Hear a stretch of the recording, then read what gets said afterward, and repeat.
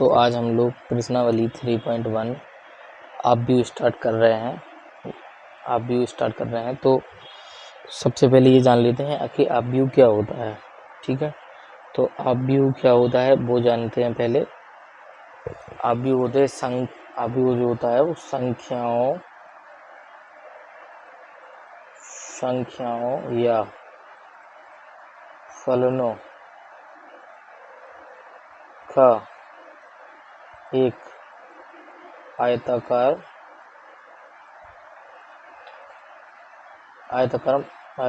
क्रम विन्यास होता है, जिसको हम क्या बोलते हैं, आप व्यू बोलते हैं। तो आप व्यू क्या है, संख्याओं या फलनों का एक आयताकार क्रम विन्यास जो होता है उसको हम क्या बोलते हैं, आप व्यू बोलते हैं। ठीक है, तो आप व्यू बनता कैसे है, मतलब कैसे बना आप व्यू, तो उसको हम देख लेते हैं। जैसे मान लो कि कोई व्यक्ति है राम। ठीक है, राम कोई व्यक्ति है और वो बाजार गया और उसने क्या खरीदा, बाजार से पेन। राम एक व्यक्ति है, राम ने बाजार से एक पेन खरीदा। ठीक है, एक पेन खरीद लिया, तो इससे जो आप व्यू बनेगा वो इस तरीके का वर्ग, मतलब आप व्यू बनाना है तो ऐसे बड़े कोष्ठक में इसको रखते हैं और ये एक पेन खरीदा तो एक बन गया ऐसा। ठीक है, और मान लो दूसरे एग्जाम्पल से समझते हैं कि राम बाजार गया, उसने पेन भी खरीदा और पेंसिल भी खरीदी, तो मान लो उसने 2 पेन खरीदे हैं राम ने और 3 पेंसिल खरीदी। इससे जो आप व्यू बनेगा वो इस तरीके का बनेगा, 2 आ जाएगा, 2 पेन खरीदी और 3 क्या खरीदी, पेंसिल। इनको बड़े कोष्ठक में रख देंगे तो ये एक आप व्यू बन गया। ठीक है, और मान लो राम और श्याम 2 व्यक्ति बाजार गए, दो आपस में दोस्त थे, ये दोनों दोस्त कहाँ गए, बाजार गए, और दोनों दोस्तों ने क्या किया, पेन और पेंसिल खरीदे। तो राम ने क्या किया कि 5 पेन खरीद लिए और 3 पेंसिल खरीद लिए, और श्याम ने क्या किया कि श्याम ने उसको 4 पेन की आवश्यकता थी, उसने 4 पेन खरीद लिए, और पेंसिल श्याम ने ज़्यादा खरीदी क्योंकि इसको पेंसिलों की ज़्यादा, पेन खरीदे 4 और पेंसिल कितनी खरीदी, 5 खरीद ली। तो इनका जो आप व्यू बनेगा वो इस तरीके से बन जाएगा, 5 3 4 5। ठीक है, तो ये आप व्यू बन जाएगा। ठीक है, मान लो कि इस बार राम गया बाजार और श्याम गया बाजार, और इनका एक दोस्त और था मोहन, वो भी बाजार गया। इस बार तीनों व्यक्ति बाजार गया है।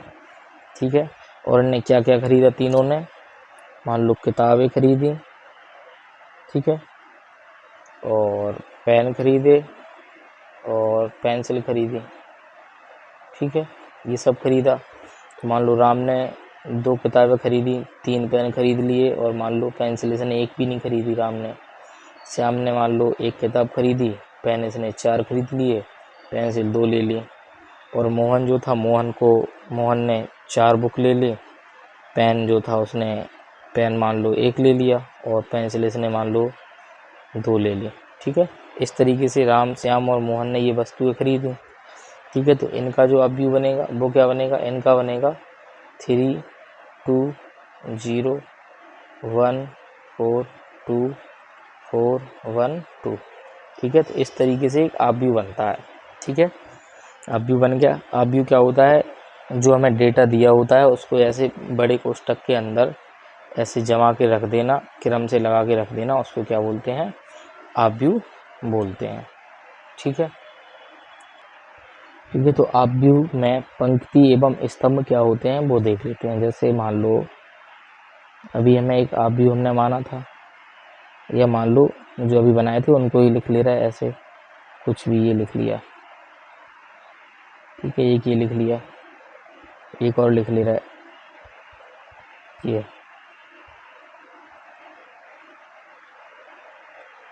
एक ये हो गया। एक और एग्जाम्पल लिख लेते हैं,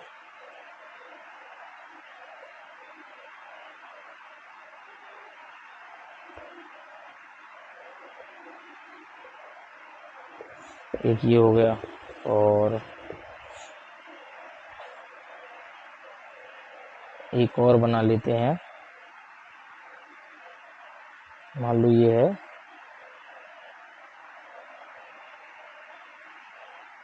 एक ये बन गया। ठीक है, 4 बना लिए हैं। अब इनमें हम पंक्ति और क्या देखते हैं, स्तंभ। तो जो ऐसे क्षैतिज में है, लेटे हुए जो हैं, ऐसे में एक पूरी लाइन लेटे में है, इसको बोलते हैं पंक्ति। जो क्षैतिज में होते हैं, क्षैतिज, उनको बोलते हैं पंक्ति। ठीक है, और जो ऊर्ध्वाधर है, ऊर्ध्वाधर, उनको बोलते हैं स्तंभ। ठीक है, उनको क्या बोलते हैं, स्तंभ। तो इसमें ऐसे में क्षैतिज जो है, ये एक लाइन हो गई, एक दूसरी, ऐसे में जो है इसको पंक्ति बोलते हैं। पहली पंक्ति ये कैसी है, दूसरी पंक्ति। तो पंक्ति, ये पहली पंक्ति हो गई है, और ये भी क्या है, पंक्ति। ठीक है, क्षैतिज में जो सीधी पंक्ति, 2 पंक्ति दिख रही हैं, स्तंभ इनको बोलते हैं जो ऐसे खड़े में है। एक ये हो गया स्तंभ, एक ये हो गया स्तंभ, और एक ये हो गया स्तंभ, इनको क्या बोलते हैं, स्तंभ। ठीक है, तो जो क्षैतिज में है इनको पंक्ति बोलते हैं, जो ऊर्ध्वाधर है इनको क्या बोलते हैं, स्तंभ बोलते हैं। ठीक है, पंक्ति जो होती है, पंक्ति को बोलते हैं हम रो, क्या बोलते हैं, रो, और स्तंभ को बोलते हैं कॉलम, कॉलम। ये हो गया। ठीक है, तो पंक्ति को रो लिखते हैं, और ऊर्ध्वाधर जो होते हैं स्तंभ को हम लिखते हैं कॉलम। ठीक है, तो इस हिसाब से अगर ये जो हमने इधर बनाया है 5 2 6 5 4 5 2, ठीक है, तो ऐसे में ये जो है वो पंक्तियां हैं। ऐसे में पंक्ति, पंक्ति को हम क्या लिखते हैं, रो, रो का हम आर ले लेंगे। ये जो है आर यानी रो पहली वाली है, पहली पंक्ति, और ये जो है R2 यानी दूसरी वाली पंक्ति है। ठीक है, आर मतलब रो, दूसरी पंक्ति, ये पहली पंक्ति है, दूसरी। स्तंभ को कैसे लिखते हैं, कॉलम, कॉलम का हम सी ले लेंगे। ये जो है ये C1 है, ये जो है ये C2 है, और ये जो है ये क्या है, C3। इस तरीके से पहला स्तंभ, दूसरा स्तंभ, तीसरा स्तंभ, ये पहली पंक्ति और दूसरी पंक्ति। इसमें ये पहली पंक्ति है, और ये कौन सी है, दूसरी पंक्ति। इस वाले में ये पहला कॉलम, दूसरा कॉलम यानी स्तंभ, ये तीसरा स्तंभ। ठीक है, इस तरीके से। इसमें अगर देखा जाए तो ये R1 R2 R3 है, पहली पंक्ति, दूसरी पंक्ति, तीसरी पंक्ति। ये इसको हम C1 पहला स्तंभ, C2 दूसरा स्तंभ, C3 तीसरा स्तंभ लिख सकते हैं। ठीक है, इसमें R1 पहली पंक्ति, R2 दूसरी पंक्ति, R3 तीसरी पंक्ति। ठीक है, और ये C1 पहला स्तंभ, दूसरा स्तंभ, और 2 स्तंभ है, और 3 पंक्तियां हैं। इसमें 3 पंक्तियां हैं, और क्या है, 3 स्तंभ है। इस वाले में 2 पंक्तियां हैं, 3 स्तंभ है। इस वाले में 2 पंक्तियां हैं, 3 स्तंभ है। ठीक है, तो ये जो क्षैतिज होते हैं इनको पंक्ति बोलते हैं, जो ऊर्ध्वाधर होते हैं इनको क्या बोलते हैं, स्तंभ बोलते हैं। ठीक है, तो अब इसमें हम एक और टॉपिक देख लेते हैं। चलो इनकी कोटि देखते हैं पहले आगे। तो अगला टॉपिक है आव्यूह की कोटि। आव्यूह की कोटि क्या होती है। ठीक है, जो आव्यूह की कोटि होती है, आव्यूह कोटि होती है m इंटू n के रूप की इसकी कोटि होती है। ठीक है, m इंटू n बोल सकते हैं, या हम इसको i इंटू j भी बोल सकते हैं। ठीक है, ऐसे m इंटू n से लिखते हैं। तो जो m होता है इसमें, इनको बोलते हैं पंक्ति, और जो n होता है इसको बोलते हैं स्तंभ। ठीक है, तो जो कोटि हम लिखेंगे m इंटू n के रूप की होगी, और m जो होगा वो पंक्तियों की संख्या होगी, जो n होगा वो स्तंभों की संख्या होगी। ठीक है, इस तरीके से पंक्ति और स्तंभ। जैसे मान लो ये हमें दिया हुआ है 1 2 4 6 2। ठीक है, इनमें पंक्ति कितनी है, 1 पंक्ति 2 पंक्ति, तो पहले पंक्ति आ गई 2। स्तंभ कितने हैं, 1 स्तंभ 2 स्तंभ, तो 2/2 का एक आव्यूह है। ये क्या है, 2/2 का आव्यूह है। तो इसकी कोटि जो होगी, इसकी कोटि हो गई है 2/2 पहले वाले की। ठीक है, मान लो इस तरीके से दिया है 1 2 और 3 ऐसा दिया है। इसमें पंक्ति कितनी है, पंक्ति तो हमें एक ही दिख रही है, एक ऐसे में पंक्ति। स्तंभ 1 2 3 अलग अलग है, 1 2 3, तो 1/3 का एक ये आव्यूह है, तो इसकी कोटि जो होगी तो इसकी कोटि हो जाएगी 1/3। ये m का मान है और ये काय का मान है, n का मान। ठीक है, तो इस तरीके से इसकी कोटि देखी जाती है आव्यूह की। मान लो ये बना है 2 6 5 3 2 5 ये है, तो इसमें पंक्ति कितनी है, पंक्ति है 1 2 2 पंक्ति हैं। स्तंभ कितने हैं, 1 2 3, तो 2/3 का एक ये आव्यूह है, इसकी कोटि कितनी हो जाएगी, 2/3 इसकी कोटि हो जाएगी। ठीक है, और मान लेते हैं जैसे ये दिया 1 2 3 4 6 8 9 3 4 ये दिया, इसकी कोटि कितनी होगी। इसमें पंक्ति सबसे पहले देखो, 1 पंक्ति 2 पंक्ति 3 पंक्ति, तो 3 पंक्ति होगी। स्तंभ 1 2 3 3 स्तंभ होगा। ठीक है, तो ये जो है इसकी कोटि हो जाएगी 3/3, 3/3 का कोटि का एक ये आव्यूह हो गया। ठीक है, और मान लो केवल अवयव एक ही लिखा है इसमें ऐसा, तो एक पंक्ति होगी, ऐसे में देख लेंगे, ऐसे में भी देख लेंगे, एक स्तंभ, तो ये 1/1 का हो गया। तो इसकी कोटि कितनी हो गई है, इसकी कोटि जो हो गई है वो 1 × 1 यानी 1/1 हो गई है। ठीक है, ऐसा लिखा 1 2 3, तो पंक्ति एक ही है, और इधर और लिख दो 5 6 7, पंक्ति 1 2 2 पंक्ति हो गई हैं, और स्तंभ 1 2 3, तो स्तंभ कितने हो गए हैं, 3, तो इसकी जो कोटि होगी, इसकी कोटि हो जाएगी 2/3। ठीक है, इस तरीके से देखना है इसकी कोटि, आव्यूह की कोटि को। तो 1 5 6 ये लिखा, तो इसमें पंक्तियाँ कितनी हैं, 1 2 3, 3 पंक्तियाँ हैं। स्तंभ कितने हैं, केवल एक ही स्तंभ है, तो ये स्तंभ, तो कोटि जो इसकी हो जाएगी वो हो जाएगी 3/1 की। ठीक है, तो इस तरीके से हमें आव्यूह की कोटि को पहचानना है। अब अगला टॉपिक देखते हैं। तो अगला टॉपिक है आव्यूह का क्रम विन्यास। तो आव्यूह का क्रम विन्यास क्या होता है, मान लो कोई अवयव ए दिया है, कोई आव्यूह ए दिया है, तो उसके जो अवयव होते हैं वो AIJ के रूप के होते हैं, AIJ के रूप के होते हैं, और बाहर जो उसकी कोटि होती है वो m × n होती है। इस तरीके से आव्यूह का क्रम विन्यास बनता है। ठीक है, तो क्रम विन्यास मान लेते हैं ऐसा कि माना ये कोई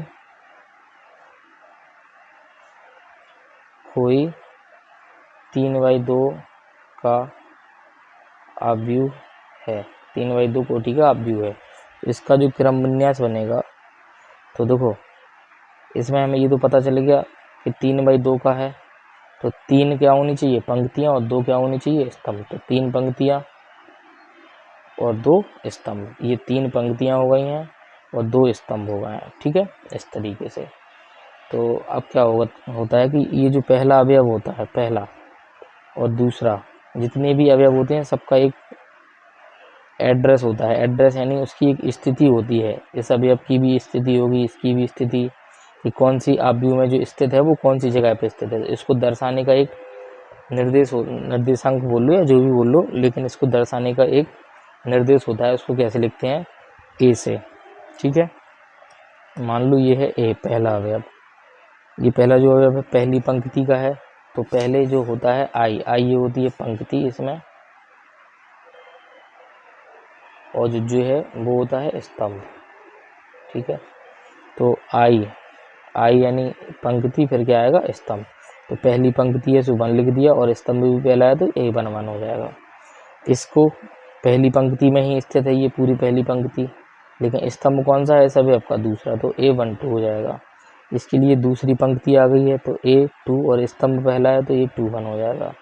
ये दूसरी पंक्ति का है, दूसरा स्तंभ है तो A2 2। ये जो है ये ऐसे में तीसरी पंक्ति है, स्तंभ पहले ही है, लिख दिया।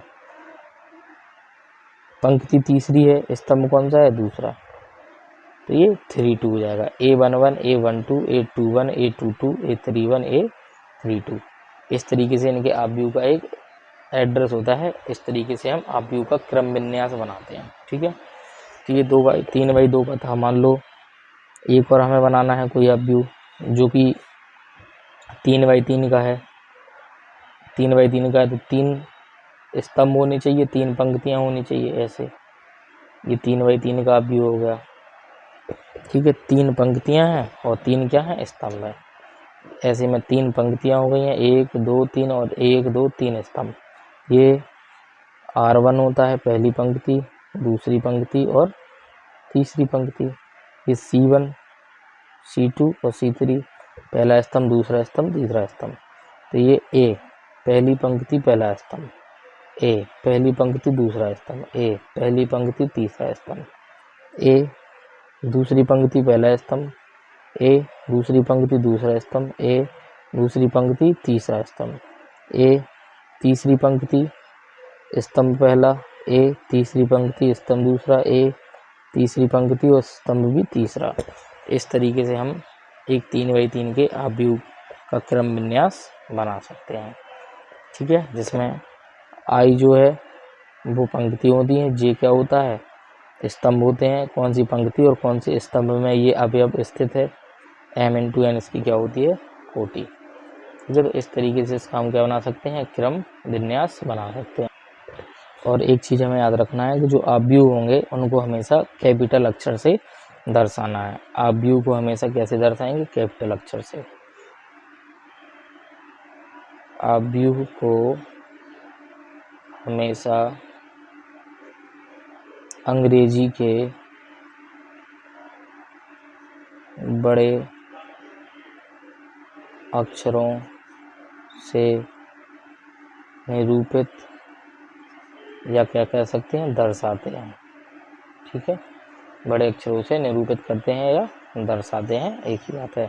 ये A मान लिया था, ये बड़ा अक्षर है, ये भी बड़ा अक्षर है, B मान लो कैपिटल, C मान लो, D मान लो, जो भी मानना है वो मान सकते हैं। ठीक है, तो ये हमारा क्या हो गया, अवयव का क्रम विन्यास हो गया। ठीक है, अब अगला टॉपिक देखते हैं क्या है। तो अगला जो टॉपिक है वो है समान अवयव। तो समान अवयव क्या होते हैं, समान अवयव में हमें सबसे पहले क्या देखना होता है कि समान अवयव में उनकी जो कोटियाँ होती हैं, समान अवयव में उनकी कोटियाँ समान होनी चाहिए। उनकी जो कोटियाँ हैं वो समान होनी चाहिए। दूसरा, अवयव भी समान होने चाहिए। समान अवयव में 2 शर्तें क्या हैं कि उनकी कोटियाँ भी समान होनी चाहिए और अवयव भी समान होनी चाहिए। जैसे मान लो ये है, एक मान लो 3/3 का अवयव है, तो इसके समान जो दूसरा अवयव होगा उसकी भी कोटि कितनी होगी, 3/3 ही होगी।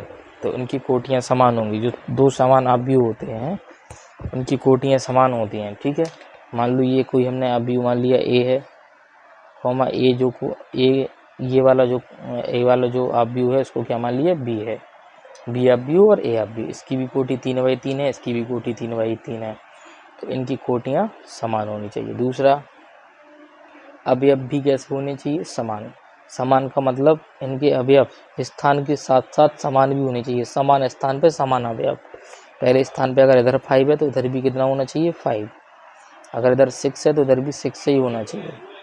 इधर 7 है तो इधर भी कितना होना चाहिए, 7। इधर 8 है तो इधर 8 होना चाहिए। इधर 9 है तो इधर 9 होना चाहिए। इधर अगर 0 है तो इधर 0 होना चाहिए।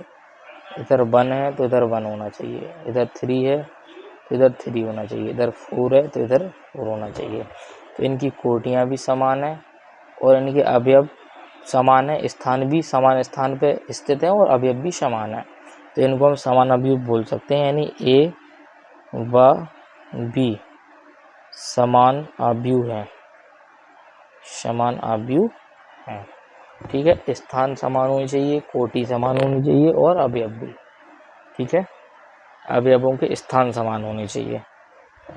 तो इस तरीके से समान अवयव होते हैं। जैसे मान लो एक अवयव हमें दिया ये वाला 6 7 3 2 और दूसरा हमने इधर बना दिया मान लो ये ए अवयव है और ये कौन सा है, बी अवयव है। ये हमने बना दिया 7 6 2 3। तो क्या ये समान अवयव होंगे? तो ये समान अवयव नहीं होंगे, क्योंकि देखो अवयव 6 6 7 7 2 2 3 3 तो हैं, लेकिन इनके स्थान अलग अलग हैं। कोटि भी मान लो 2/2 इसकी है, 2/2 इसकी है कोटि, लेकिन इनके अवयव जो अवयव हैं वो समान स्थान पे स्थित नहीं है। तो हम इसमें कह सकते हैं कि ए व बी समान अवयव नहीं है। ए व बी समान अवयव नहीं है, क्योंकि इनके अवयव जो हैं समान स्थान पे समान अवयव नहीं है। पहली पंक्ति पहले कॉलम का अवयव जो 6 है, इधर पहली पंक्ति पहले कॉलम का अवयव 7 है। अवयव अलग अलग हैं, इसलिए ये समान अवयव नहीं है। ठीक है, तो इससे समझ में आ गया होगा कि समान अवयव क्या होते हैं। और जैसे मान लो एक हमें एग्जाम्पल दिया कि माना ए व बी समान अवयव है। माना ए व बी समान अवयव है, ये में दिया है। तो ए बराबर दिया हमें x 5 7 y, और बी हमें जो दिया है 7 5 7 8, इस तरीके से दिया। चूंकि हमें दिया है कि ए व बी दोनों समान अवयव हैं, तो इनके समान स्थान के अवयव भी समान होंगे। समान स्थान के मतलब पहली पंक्ति पहली कॉलम का अवयव पहली पंक्ति पहले कॉलम के बराबर होगा, और दूसरी पंक्ति दूसरे स्तंभ का अवयव दूसरी पंक्ति दूसरे स्तंभ के बराबर होगा। तो कहने का मतलब कि चूंकि हमें दिया हुआ है कि ए व बी समान अवयव हैं, इसलिए हम कह सकते हैं कि x का मान जो होगा वो 7 होगा। x का मान 7 होगा और y का मान कितना होगा, y का मान 8 होगा। तो समान अवयव में हम उनकी तुलना करके अवयव जो नहीं दिए हैं उनको निकाल सकते हैं। ठीक है, तो ये हमारे 3.1 चैप्टर का पूरा बेसिक कंप्लीट हो गया है। अब इसके अगले लेक्चर से इसके उदाहरण देखेंगे और फिर उसके बाद प्रश्न देखेंगे। ठीक है।